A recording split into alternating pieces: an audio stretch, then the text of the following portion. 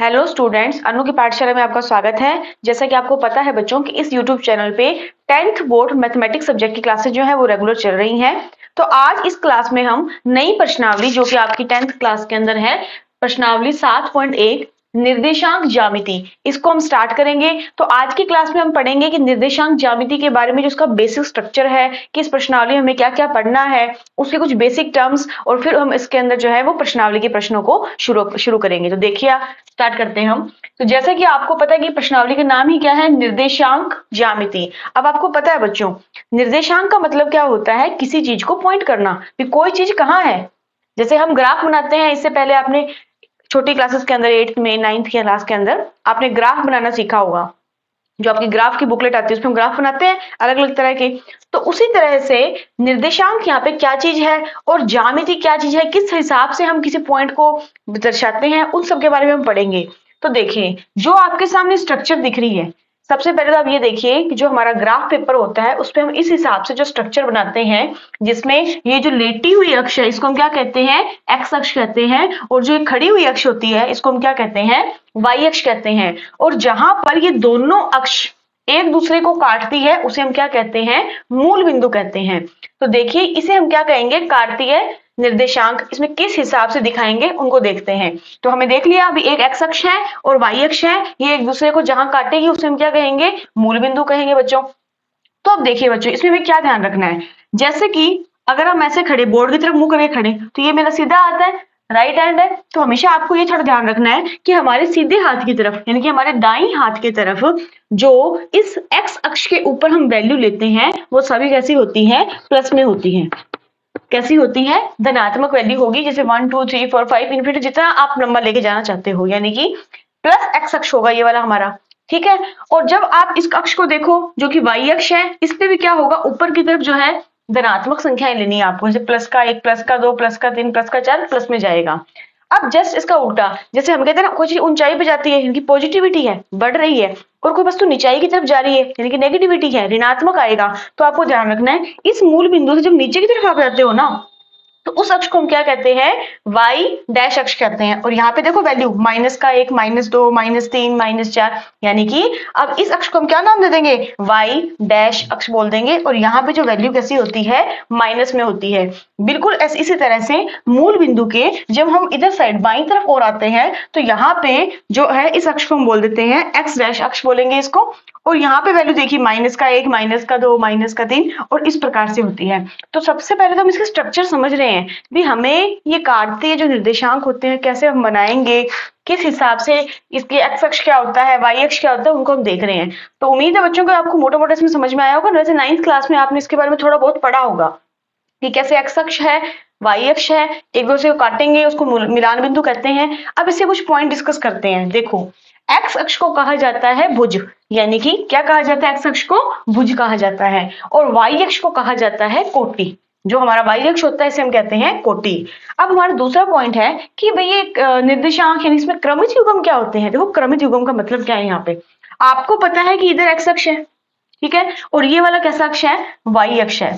तो अगर मैं आप देखो, अगर मैं आपको बोलूं कि कोई वस्तु है या कोई भी व्यक्ति है या वाहन है, आप उसकी अगर हमें स्थिति बतानी है कि वो कहां पर है, तो उन सब चीजों को बताने के लिए जो है हमें इस तरह के कार्तीय निर्देशांकों का उपयोग करना पड़ता है, निर्देशांक ज्यामिति का इस्तेमाल करना पड़ता है। देखिए कैसे, जैसे मैंने आपको बोला कि कोई वस्तु एक्स अक्ष में तो ना भाई 2, एक्स अक्ष तो उसकी मतलब 2 इकाई है, ठीक है, और वाई अक्ष में जो है ना उसकी इकाई है 3। तो अब आप देखिए, मैंने क्या बोला, एक्स अक्ष में तो कितनी इकाई है उसकी, 2 इकाई है, ठीक है, प्लस का 2। और ऐसे ही वाई अक्ष में उसकी इकाई कितनी है, तो मैंने बोल दिया अभी 3 इकाई है। एक हम एग्जाम्पल लेके चल रहे हैं, ठीक है। तो अब यहाँ पे क्रमित युग्म का मतलब ये होता है कि हमें जब भी आपको ऐसे युग्म का मतलब पेयर जोड़ा, तो हमें सबसे पहले x की वैल्यू रखनी पड़ती है, क्रम से पहले x की वैल्यू आएगी और फिर क्या आएगी, y की वैल्यू आएगी। क्योंकि ऐसे जब आप प्रश्न के अंदर इनको इंगित करेंगे ना, अभी कौन सा पॉइंट कहाँ है, तो इनको लिखने का तरीका क्या होता है कि सबसे पहले जो होता है एक्स अक्ष के बारे में लिखा जाता है, वो वैल्यू चाहे प्लस में हो चाहे माइनस में हो, वो कोई फर्क नहीं पड़ेगा। और उसके बाद किसकी वैल्यू लिखी जाती है, वाई अक्ष की लिखी जाती है। तो अगर आपके सामने ऐसे लिखा है तो तुम आप क्या बोलोगे, इसे हम बोलेंगे क्रमित युग्म, जिसमें पहली संख्या एक्स अक्ष के बारे में बता रही है यानी कि भुज के बारे में बता रही है, और वाई अक्ष के बारे में बता रही है दूसरी संख्या जिसे हम कोटि कह देते हैं। ठीक है, तो आपको ये समझ में आया होगा अभी तक। अब अगला देखिए, कार्तीय निर्देशांक जो है वो प्रत्येक समतल को 4 भागों में बांटता है। जो हम देख रहे हैं ये जो कार्तीय निर्देशांक पद्धति है, ये समतल ही तो है ना, बिल्कुल समतल है। जैसे आप पढ़ते हैं ना 2D जो द्विविमीय ज्यामिति अगर हम पढ़ते हैं तो ये बिल्कुल समतल है, प्लेन है, जैसे हमारा कागज जो होता है 2D। तो इस समतल को जो ये कार्तीय निर्देशांक है वो कितने भागों में बांटता है, 4 भागों में। कौन सा भाग, देखो ये वाला जो भाग है, फर्स्ट भाग, एक भाग ये रहा, दूसरा भाग ये रहा, तीसरा भाग ये रहा, और चौथा भाग ये रहा जिसमें हमने थोड़ा लिख दिया था। अब ये 4 भाग कैसे हैं, अब आपको कि मैम इसी को फर्स्ट क्यों माना, ऐसे चल लेते हैं, नहीं, इसमें हम एंटी क्लॉकवाइज चलेंगे, वामावर्त चलेंगे। देखो इसको आपने जहां पे दोनों प्लस प्लस वाले हैं ना, एक्स अक्ष का भी प्लस है, वाई अक्ष का भी प्लस है, उसको आपने हमेशा प्रथम चतुर्थांश बोल देंगे हम उसको। ठीक है, क्या बोलेंगे, प्रथम चतुर्थांश। और जो दूसरा है जहां पे एक्स की वैल्यू तो माइनस में है और वाई की वैल्यू कैसे है, प्लस में है, इसको हम बोलते हैं द्वितीय चतुर्थांश। अब यहाँ देखिए आपको इनके निशान पता होने चाहिए कि प्रथम चतुर्थांश में ऐसे भी लिख सकते हो आप इसको, प्रथम चतुर्थांश, यानी कि जो ये कार्तीय निर्देशांक इस समतल को 4 भागों में बांटता है, तो इसका जो पहला चतुर्थांश कैसा है, ये वाला प्रथम चतुर्थांश। इसमें देखो x की वैल्यू भी प्लस में है, ठीक है, और y की वैल्यू भी कैसे आती है, प्लस में आती है, यानी कि आप इसको ऐसे लिख सकते हो, प्लस प्लस वाला जो खाना है वो कौन सा होता है, प्रथम चतुर्थांश होता है। फिर यहाँ देखिए आपको भी बताया था क्रमित युग्म के हिसाब से पहले हम x की वैल्यू को देखते हैं फिर y की वैल्यू को देखते हैं। तो अब यहाँ देखिए x की वैल्यू कैसे है, माइनस के अंदर है, ठीक है, और y की वैल्यू कैसे है, प्लस के अंदर है। इसका मतलब इसको हम ऐसे इंडिकेट करेंगे, फिर माइनस की और फिर प्लस की। उसके बाद देखो इसको बोलेंगे द्वितीय चतुर्थांश, द्वितीय या दूसरा चतुर्थांश। फिर ये देखो नेक्स्ट वाला, इसमें देखो x की वैल्यू कैसे है, माइनस में, और y की वैल्यू भी कैसे है, माइनस में, यानी कि बिल्कुल इसमें दोनों वैल्यू कैसे होती है, माइनस माइनस में होती है। ये हमारा होता है तीसरा चतुर्थांश। और फिर हम देखिए इसको आप देखो तो पहले x की वैल्यू रिप्रेजेंट करेंगे, तो x की वैल्यू कैसी है, प्लस में है, और y की वैल्यू कैसे है, माइनस में। तो देखो ये आपको ध्यान रखना है कि अगर आपसे डायरेक्ट पूछे कि ऐसा कौन सा चतुर्थांश है जिसमें x और y दोनों की वैल्यू पॉजिटिव होती है, तो हम कहेंगे पहले चतुर्थांश में, क्योंकि x की वैल्यू भी प्लस में है और y की वैल्यू भी प्लस में है। उसके बाद देखिए दूसरे चतुर्थांश में क्या होता है, x की वैल्यू माइनस होती है, y की प्लस होती है।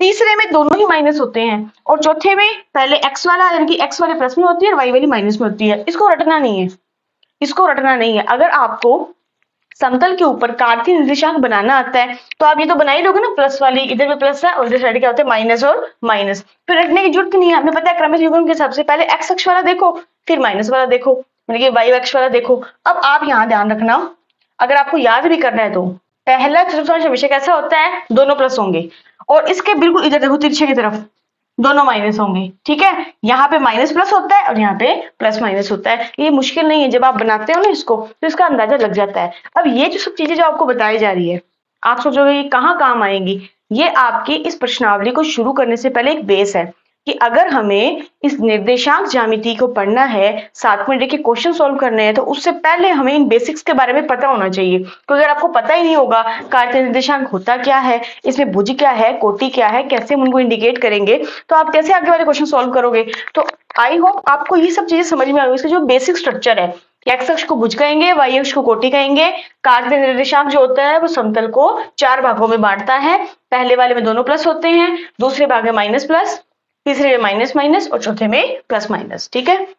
और क्रमित युग्म के हिसाब से क्या होता है, पहले x वाली वैल्यू का मान रखना है, उसके बाद y वाली वैल्यू का मान रखना है, ठीक है। तो हमने पहला और दूसरा और तीसरा 3 पॉइंट डिस्कस कर लिए। अब चौथा पॉइंट क्या है, कार्तीय निर्देश तंत्र में किसी बिंदु की स्थिति को आलेखित करना। ये इंपॉर्टेंट है, यानी कि आपको अगर मान लो ऐसा पेपर में आ जाए, ठीक है, कार्तीय निर्देश तंत्र आपको दे दिया और उसमें क्या लिखा जाए कि इस कार्तीय निर्देश तंत्र में किसी बिंदु की स्थिति आपको बतानी है भी कहाँ होगी, तो आप कैसे करोगे। देखो इसको मैं साफ कर रही हूँ। किसी बिंदु की स्थिति, जैसे मान लो आपको दे दिया अपनी मर्जी से बिंदु में 3 और 2 दे दिया, ये आपको एक पॉइंट दे दिया, कोई बिंदु दे दिया, और ये क्वेश्चन कह दिया कि आपको इस बिंदु को जो है इस कार्तीय निर्देशांक में बताइए इसकी स्थिति कहाँ पे है। तो आप सबसे पहले देखिए कि x की वैल्यू हमें पता है, क्रमित युग्म से सबसे फर्स्ट वैल्यू किसकी होती है, तो आपको x की होती है और दूसरी वैल्यू किसकी होती है, y की होती है। अब देखो x की वैल्यू कैसी है, प्लस में है ना 3, x में वैल्यू 3 प्लस में है, यानी कि x अक्ष प्लस के यहाँ पे होता है, यही होता है, इधर माइनस का होता है, प्लस में यहाँ पे यानी कि ये वाला 3, ठीक। y अक्ष की वैल्यू कैसी है, 2 है, वो भी प्लस की है। अब आपको पता है कि y अक्ष प्लस का भाव कहाँ पे होता है, इधर ऊपर की तरफ होता है, तो ये देखिए यहाँ पे ये रहा। तो अब आप इसको मतलब बताओगे कैसे, तो इसका तरीका ये है कि आपको पता है कि x अक्ष पे 3 है और y अक्ष पे 2 है, तो 3 के ऊपर और बिल्कुल इस 2 के सामने जो आपके ग्राफ पे जो यहाँ जो पॉइंट बनेगा ना, ये जो पॉइंट है आपका 3 और 2 है। समझ रहे हो आप? सबसे पहले आपने ये देखना है कि x अक्ष पे 3 है, तो आपको पता है मूल बिंदु से 3 इधर जाएंगे, प्लस का 3, फिर y की वैल्यू प्लस की 2 है, यानी कि y अक्ष पे 2 ऊपर की तरफ चलेंगे, तो इधर 3 है ऊपर 2 है, तो ये इसकी क्या हो जाएगी, स्थिति हो जाएगी। और जब आप इसको ग्राफ बनाओ और ऐसे पॉइंट बनाओ ना, तो देख के पता चलता है कि अच्छा भाई x तो प्लस का 3 है, यानी कि x अक्ष 3 इकाई दूर है और y अक्ष से 2 इकाई दूर है। तो इस तरह से हम किसी भी कार्तीय निर्देश तंत्र में किसी भी बिंदु की जो स्थिति होती है उसे हम आलेखित कर सकते हैं। जैसे 3 2 था, यहाँ आ गया। एक और एग्जांपल लेते हैं, जैसे मैंने आपको बोल दिया माइनस का 1 और 2, बताइए ये पॉइंट कहाँ आएगा। तो आप देखिए हमें पता है पहली वैल्यू x की होती है, अच्छा x की वैल्यू कैसी है, माइनस का 1 है, दूसरी वैल्यू कैसी होती है, y की होती है, तो ये 2 है। पहले देखो x की वैल्यू माइनस कहाँ होगी, तो आपको पता है राइट हैंड साइड तो प्लस वाली वैल्यू होती है, तो इधर साइड हमारे लेफ्ट साइड मूल बिंदु के बाईं तरफ माइनस की वैल्यू होती है x की। तो यहाँ आप देखिए माइनस का 1 कहाँ पे है, ये रहा, ठीक है, यहाँ पे आपका माइनस का 1। फिर देखो y की वैल्यू कितनी है, प्लस का 2 है, प्लस का 2 है यानी कि y प्लस में ऊपर की तरफ होता है, ये रहा 2। तो अगर आप इसकी सीध में देखो, ये माइनस का 1 है और इधर से 2 आएगा, तो यहाँ पे जो ये स्थिति आएगी ये किसकी आ जाएगी, माइनस का 1 और 2 की आएगी। क्योंकि जब भी हम लिखेंगे ना, पॉइंट बनाएंगे, तो हमेशा x अक्ष वाली वैल्यू को पहले लिखना है, y अक्ष वाली वैल्यू को बाद में लिखना है। तो इस तरह से है हम किसी भी कार्तीय निर्देश तंत्र में कोई भी पॉइंट दे दे आपको, उस वैल्यू को इंगित करते हैं। तो मैं उम्मीद करती हूँ कि आपको ये सब बातें समझ में आई होंगी कि निर्देशांक ज्यामिति में होता क्या है, कैसे x अक्ष और y अक्ष होते हैं, कैसे हम निर्देशांक लिखते हैं। और इसमें एक बात और है समझने वाली, वो आप देखो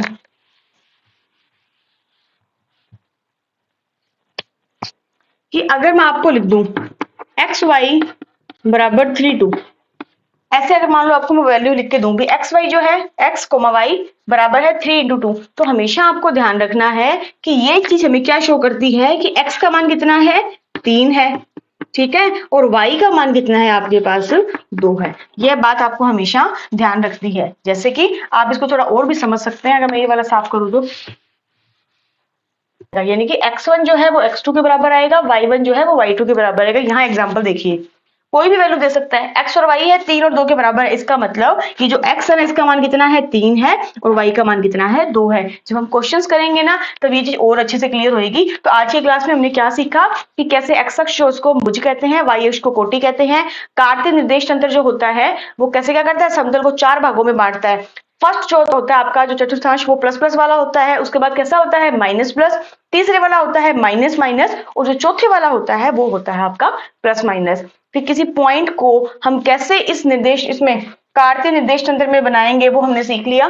तो उम्मीद करती हूँ कि आपको आज का सेशन समझ में आया होगा। नेक्स्ट क्लास में हम प्रश्नावली 7.1 जो है आपके, इसके क्वेश्चन स्टार्ट करेंगे। उसमें हम देखेंगे कैसे आपको 2 बिंदु दे देंगे, जैसे एक बिंदु ये रहा, एक बिंदु मान लो कहीं और दिया गया है, तो उन दोनों बिंदुओं के बीच की दूरी कैसे निकाली जाती है, तो वो हम सब करेंगे नेक्स्ट क्लास में। तब तक के लिए थैंक यू।